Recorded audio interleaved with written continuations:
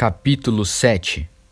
Não bombardeiem de críticas as pessoas quando elas cometem um erro, a menos que queiram receber o mesmo tratamento. O espírito crítico é como um bumerangue. É fácil ver uma mancha no rosto do próximo e esquecer-se do feio riso de escárnio no próprio rosto. Vocês têm o cinismo de dizer, deixe-me limpar o seu rosto, quando o rosto de vocês está distorcido pelo desprezo? Isto também é teatro, é fazer o jogo do sou mais santo que você, em vez de simplesmente viver a vida. Tire o cinismo do rosto e então você poderá oferecer uma toalha ao seu próximo, para que ele também limpe o rosto. Não desrespeitem o sagrado, gracejos e tolices não agradam a Deus. Não reduzam os santos mistérios a frases de efeito.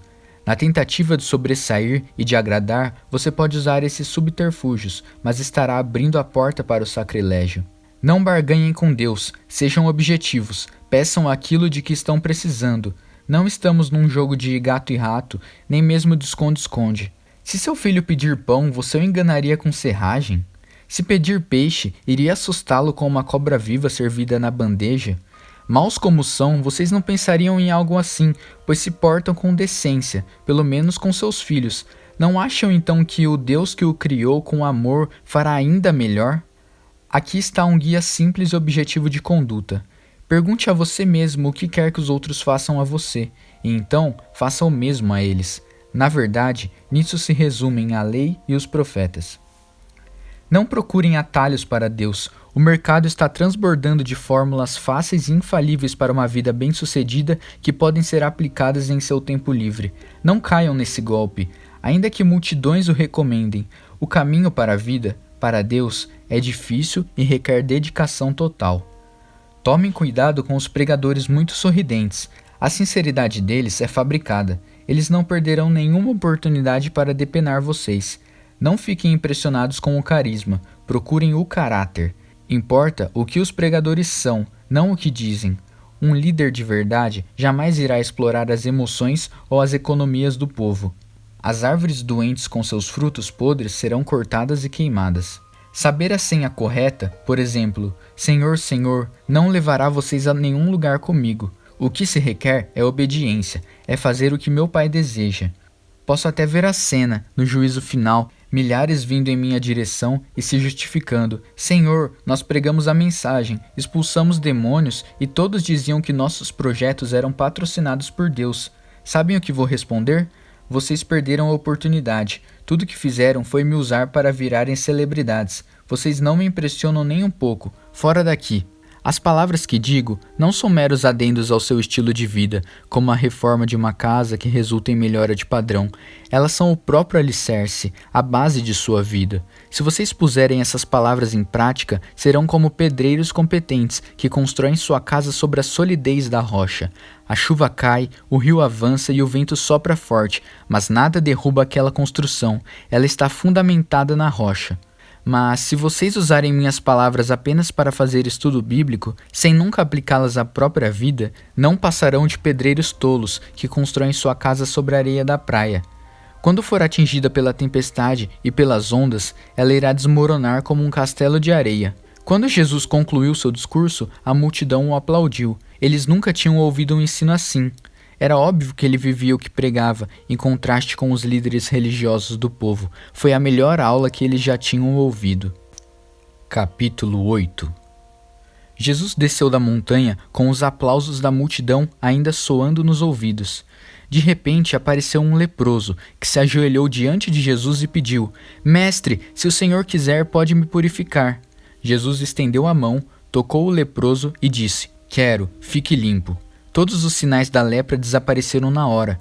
Jesus então lhe disse: Não diga nada a ninguém, apenas se apresente ao sacerdote, para que ele confirme a cura e leve a oferta de gratidão a Deus ordenada por Moisés. Que sua vida purificada e grata, não suas palavras, dê testemunho do que eu fiz. Assim que Jesus entrou na cidade de Cafarnaum, um capitão romano veio ao seu encontro. Ele estava muito aflito. Senhor, meu criado está doente, ele não consegue andar e sente dores terríveis. Jesus disse: Vou até lá para curá-lo. Ah não, protestou o capitão, não quero que o senhor tenha todo esse trabalho, basta uma ordem sua e meu criado ficará bom. Sou um homem que recebe e dá ordens. Eu digo a um soldado, vá, e ele vai, o outro, venha, e ele vem. Ao meu escravo, faça isso, e ele faz.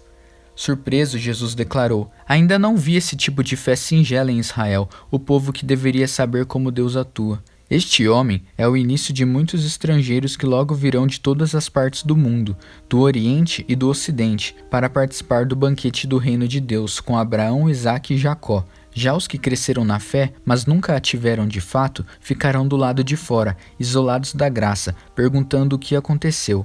Voltando-se para o capitão, Jesus ordenou: vá. O que você acreditava que ia acontecer, aconteceu. Naquela hora o criado dele ficou bom. Isso aconteceu na frente da casa de Pedro, e Jesus, ao entrar na casa, deparou com a sogra de Pedro, que estava de cama, ardendo em febre. Ele tocou a mão dela e a febre se foi. A mulher levantou-se da cama e foi preparar o jantar para ele. Ao anoitecer, trouxeram a Jesus várias pessoas afligidas por demônios, e ele as livrou daquele tormento. Operou também cura física em vários doentes. Tudo isso cumpriu o conhecido sermão profético de Isaías. Ele levou nossas doenças, ele carregou nossas enfermidades. Percebendo que a multidão de curiosos crescia a cada minuto, Jesus disse aos discípulos que era melhor sair dali. Assim foram para o outro lado do mar. À saída, um mestre religioso perguntou se podia ir com eles. Com o Senhor irei para qualquer lugar, declarou. Jesus foi direto ao ponto. Está mesmo disposto a isso? Saiba que não costumamos ficar nas melhores hospedagens. Outro seguidor pediu: mestre, preciso que o Senhor me libere por alguns dias, tenho de cuidar do funeral do meu pai. Jesus recusou. Prioridades em primeiro lugar. Seu compromisso deve ser com a vida, não com a morte. Siga-me, busque a vida. Então ele e os discípulos entraram no barco. Entretanto, enfrentaram uma terrível tempestade no mar. As ondas furiosas atacavam a embarcação, e enquanto isso Jesus dormia. Os discípulos o acordaram implorando: mestre, salva-nos, nós vamos morrer. Jesus, porém, repreendeu os discípulos: por que tanto medo? Vocês não têm fé? Em seguida, levantou-se e ordenou ao vento que cessasse o barulho e ao mar que ficasse quieto. Silêncio, foi a ordem, e o mar ficou em plena calmaria. Os homens esfregaram os olhos perplexos. O que é isso? O vento e o mar obedecem ao comando dele. Eles desembarcaram na terra dos Gadarenos e encontraram 2 loucos que vinham do cemitério, os quais eram vítimas de demônios. Os 2 aterrorizavam a região, de modo que ninguém mais se atrevia a passar por aquele trecho da estrada. Quando avistaram Jesus, os loucos gritaram: qual é o motivo de ficares nos importunando? Tu és o Filho de Deus, ainda não é a hora de te manifestares. Perto dali, uma grande manada de porcos estava pastando. Os demônios então suplicaram a Jesus: já que vai nos expulsar destes homens, permita que vivemos nos porcos. Jesus concordou: podem ir e saiam daqui. Enlouquecidos, os porcos pularam de um penhasco e se afogaram no mar. Aterrorizados, os que cuidavam dos porcos saíram em disparada e contaram na cidade o que havia acontecido aos loucos e aos porcos. O povo ficou revoltado por causa dos porcos que se perderam, e uma multidão foi implorar a Jesus que saísse dali e nunca mais voltasse. Capítulo 9. De volta ao barco, o mestre e seus discípulos atravessaram o mar e regressaram à cidade de Jesus. Mal saíram do barco, alguns homens que carregavam um paralítico numa maca se aproximaram e o puseram diante deles. Impressionado com tanta fé, Jesus disse ao paralítico: anime-se, filho, eu perdoo os seus pecados. Mas alguns líderes religiosos cochicharam entre si: que blasfêmia! Conhecendo o pensamento deles, Jesus lhes perguntou: por que o cochicho? O que acham que é mais fácil dizer: eu perdoo os seus pecados, ou levante-se e ande? Pois bem, para que fique claro que sou o Filho do Homem e estou autorizado a fazer uma coisa e outra, voltou-se para o paralítico e ordenou: levante-se, pegue sua maca e vá para casa. E o homem assim o fez. A multidão ficou ao mesmo tempo atemorizada, maravilhada e satisfeita por constatar que Deus havia autorizado Jesus a realizar tal milagre no meio deles. Enquanto caminhava, Jesus avistou um cobrador de impostos. Seu nome era Mateus. Jesus o convidou: venha comigo. Mateus levantou-se e passou a segui-lo. Mais tarde, Jesus estava jantando na casa de Mateus com seus seguidores mais próximos, e um grupo de pessoas de má reputação se juntou a eles. Quando os fariseus viram Jesus no meio daquela gente, ficaram indignados e foram tomar satisfação com os discípulos. Que exemplo está dando seu mestre andando com essa gente desonesta e essa ralé? Jesus escutou a crítica e reagiu: quem precisa de médicos? Quem é saudável ou quem é doente? Pense no significado deste texto das Escrituras. Procuro misericórdia, não religião. Estou aqui para dar atenção aos de fora, não para mimar os da casa que se acham justos. Pouco depois, os seguidores de João aproximaram-se e perguntaram: por que nós e os fariseus adotamos a disciplina do jejum, mas os teus seguidores não? Jesus respondeu: numa festa de casamento, vocês não economizam no bolo nem no vinho, porque estão festejando. Depois, poderão até precisar economizar, mas não durante a festa. Enquanto o noivo e a noiva estão com vocês, é tudo alegria. Depois que os noivos forem embora, o jejum pode começar. Ninguém joga água fria na fogueira enquanto tem gente em volta. Essa é a vinda do reino. E continuou: ninguém corta um cachecol de seda para remendar uma roupa velha. Usa-se um remendo que combine. Ninguém guarda vinho em garrafas rachadas. Assim que acabou de falar, um oficial local apareceu, curvou-se educadamente e disse: minha filha acabou de morrer, mas se o Senhor impuser as mãos sobre ela, tenho certeza de que ela viverá. Jesus foi com ele e os discípulos o seguiram. No caminho, uma mulher que estava sofrendo de hemorragia havia 12 anos esgueirou-se por trás dele e tocou-lhe levemente a roupa. Ela pensava: basta eu tocar em sua roupa para ficar boa. Entretanto, Jesus virou-se e a surpreendeu, mas logo a tranquilizou: coragem, filha, você se arriscou por causa de sua fé e agora ficará bem. No mesmo instante, a mulher ficou curada. O grupo chegou à casa do oficial e abriu caminho entre os fofoqueiros, sempre ávidos por uma novidade, e pelos vizinhos, que haviam trazido comida. Jesus foi ríspido com eles: afastem-se, a menina não está morta. Assim que se livrou da multidão, ele entrou, pegou a mão da menina e a levantou. Viva! A notícia logo se espalhou e correu por toda a região. No caminho de volta, Jesus foi seguido por 2 cegos, que gritavam: misericórdia, filho de Davi, tem misericórdia de nós.